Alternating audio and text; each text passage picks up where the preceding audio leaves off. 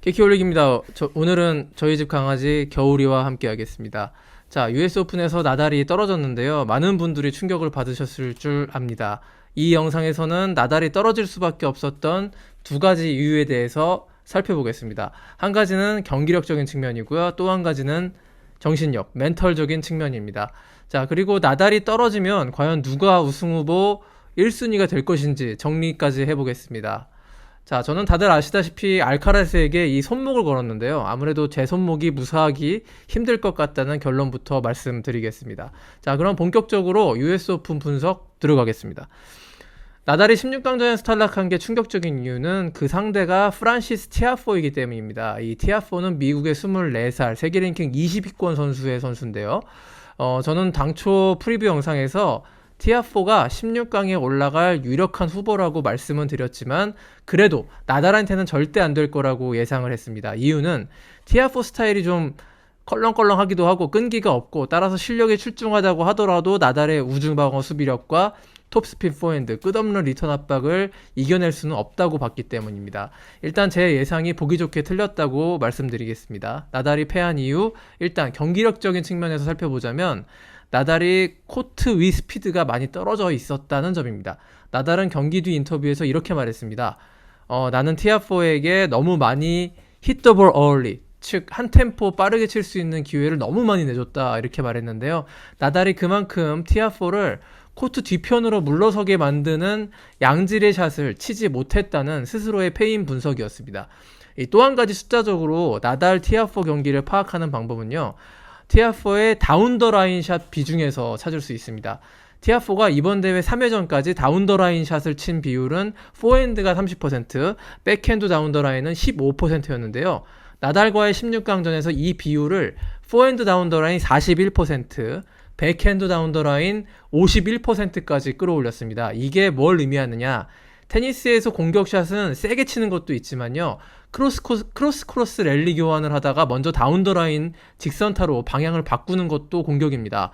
그만큼 티아포가 나달을 상대로 의식적으로 게임 플랜을 공격적으로 가져갔다는 뜻입니다. 이게 단순히 왼손잡이 나달의 포핸드를 피하기 위한 포석만이었느냐? 그건 아닌 것이요. 포핸드 다운 더 라인의 비중도 높았기 때문에 티아포는 과감하게 나달의 강점인 왼손 포핸드 쪽으로도 공격을 감행했다. 이런 뜻으로 해석이 가능합니다. 티아포가 나달보다 더 공격적이라는 건 US 오픈 공식 스탯 분석을 맡고 있는 IBM의 분석에서도 나타나는데요.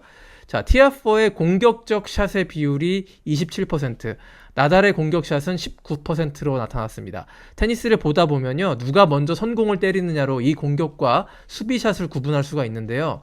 티아포가 먼저 선제 공격을 많이 시도했다는 것이 스탯상으로도 잘 나타난 것이고, 토너먼트 전체 남자 선수의 평균 공격샷 비율이 23%인데 그것보다 더 높은 샷을 티아포가 메이저 역대 최다 우승을 자랑하는 라파엘 나달을 상대로 해낸 것입니다. 자, 그런데 이 모든 숫자는 원인이 아니라 결과입니다.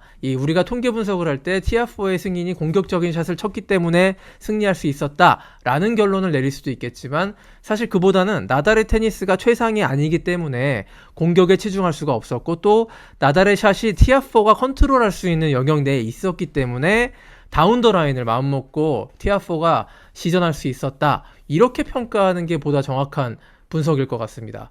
그러면 왜 나달이 이런 한 수 뒤지는 스탯을 받았느냐? 결국 이것은 나달의 컨디션, 몸 상태, 특히 무브먼트에서 원인을 찾을 수 있다고 저는 생각하는데요. 나달의 코트 위 움직임이 현저히 느려졌다는 데에 원인이 있다고 봐야 할 것 같습니다. 자, 나달의 컨디션이 그럼 왜 이렇게 메롱이 됐느냐? 여기서부터는 뇌피셜에 가까운데요. 나달의 멘털이 정상은 아니었다는 추론입니다. 이 대회를 앞두고 나달의 와이프인 페레라가 임신을 해서 출산을 앞두고 있다는 기사가 나왔고요. 그래서 페레라가 US 오픈에 동행하지 않았다는 보도가 있었죠. 그런데 개막을 코앞에 두고 페레라의 임신 상태가 악화돼서 마요르카 병원에 긴급 입원을 했다는 보도가 나왔습니다. 이런 상황에서 나달이 멘털을 정상적으로 부여잡을 수 있었다면 그게 더 이상한 상황 아닐까요?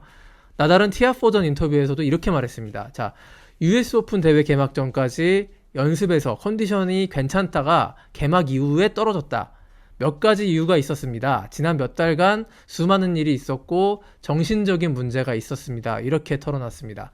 자, 나달은 이번 대회를 앞두고 캐나다 마스터스를 기권하고 신시내티에서 첫판 초리치한테 져서 탈락했습니다.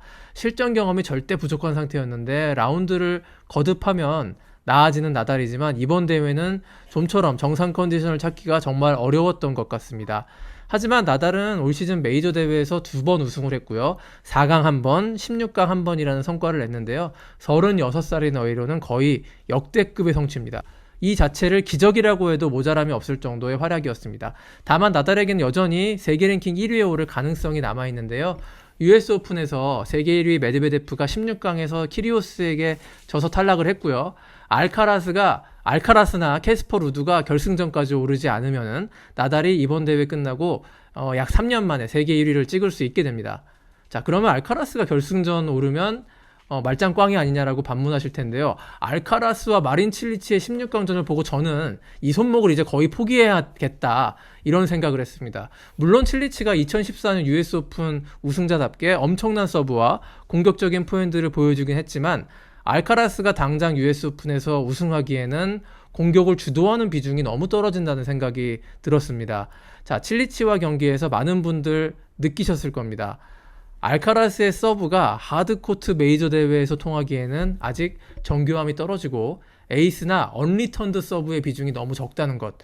알카라스가 비록 칠리치와의 경기에서 경이적인 수비와 빠른 발 등을 이용해서 5세트 접전 끝에 승리를 가져가긴 했지만 어지간한 운이 따르지 않는 한 8강과 4강 결승의 두터운 벽을 넘기는 정말 쉽지 않다고 생각을 했습니다.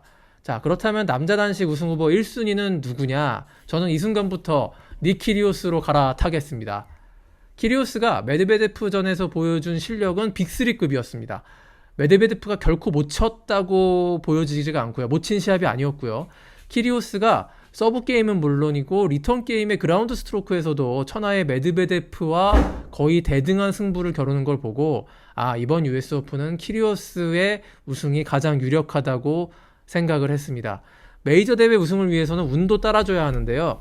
일단 4강에서 격돌할 수 있었던 4번 시드 치치파스가 초반에 광탈을 했고 8강에서도 덜 까다로운 카렌 하차노프를 만나게 됐습니다. 결승에서 만약 컨디션이 빨딱선 결승까지 올라올 수 있는 나달을 만난다면 메이저 대회 결승전에서 빅3의 아성을 넘기는 정말 힘들었겠지만 지금 키리오스의 대진표라면 충분히 자신의 생애 첫 메이저 우승을 27살에 달성할 수 있다고 판단됩니다. 물론 뚜껑은 열어봐야 하고 키리오스가 또 어떤 정신 나간 짓을 해서 광탈할지 섣부른 예측은 금물입니다만 지금의 키리오스의 서브 컨디션 그리고 하드코트에서의 랠리 능력을 이길 수 있는 선수는 현재 US 오픈 대진표상에서는 없다고 생각합니다. 남녀 단식 8강전 이제 빅3도 없고 세리나 윌리엄스도 빠졌지만 그래도 여전히 흥미롭고 재미있을 것 같습니다.